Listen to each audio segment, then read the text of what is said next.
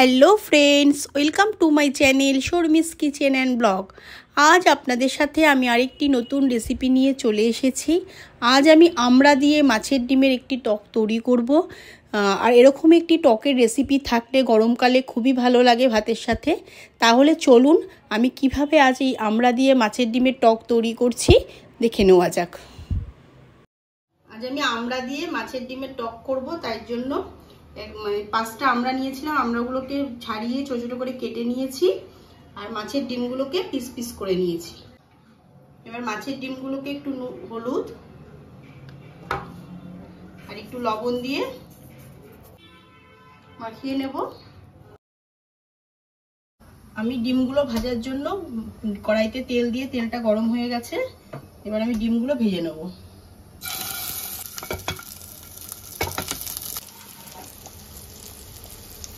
সব ডিমগুলো আমি এখানে দিয়ে দিয়েছি। এবার আমি একটু ভালো করে ভেজে নেব। এক পিঠ ভাজা হয়ে গেছে, এবার একটু উল্টে নেব।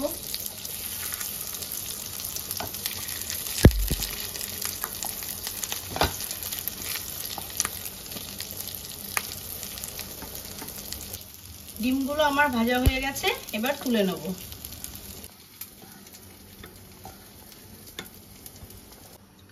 এবার তেলের মধ্যে আমি একটু সরষে ফোড়ন দিয়ে দিলাম আর 2টো কাঁচা লঙ্কা। সরষেটা একটু নাড়াচাড়া করে নিয়েছি তেলের মধ্যে। এবার কেটে রাখা আমড়াটা দিয়ে দিলাম।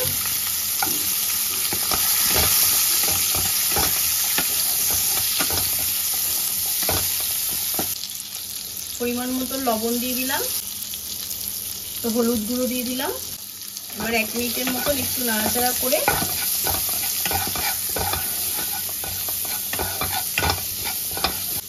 এবার জল দিয়ে দেবো।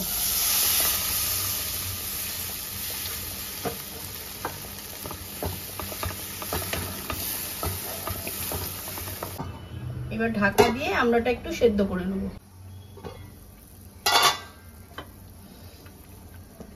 আমড়াগুলো আমার সেদ্ধ হয়ে গেছে। এবার এর মধ্যে আমি চিনি দিয়ে দিলাম।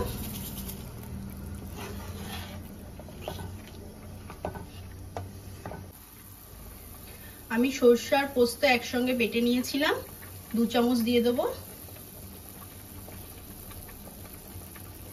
এবার ঝোলের সাথে ভালো করে মিক্স করে নেব। এবার ভেজে রাখা মাছের ডিমগুলো দিয়ে দেবো।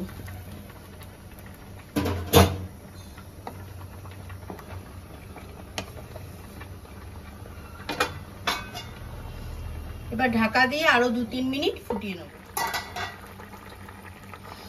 মাছের ডিম দিয়ে আমড়া দিয়ে মাছের ডিমের টকটি একদম রেডি হয়ে গেছে। এবার এটা আমি নামিয়ে নেব।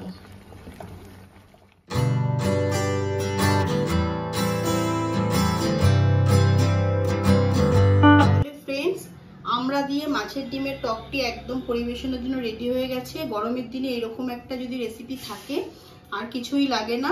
আপনারাও বাড়িতে তৈরি করে দেখবেন এবং কেমন লাগলো আমাকে কমেন্ট করে জানাবেন। আর আমার এই ভিডিওটি যদি আপনাদের ভালো লেগে থাকে তাহলে আপনারা লাইক, কমেন্ট, শেয়ার, সাবস্ক্রাইব করবেন আর পাশের বেল আইকনটিকে ক্লিক করে রাখবেন যাতে নেক্সট কোনো ভিডিও ছাড়ার সাথে সাথে আপনাদের কাছে নোটিফিকেশন পৌঁছে যায়। আপনারা ভালো থাকবেন, সুস্থ থাকবেন। আবার দেখা হচ্ছে নেক্সট ভিডিওতে। টাটা।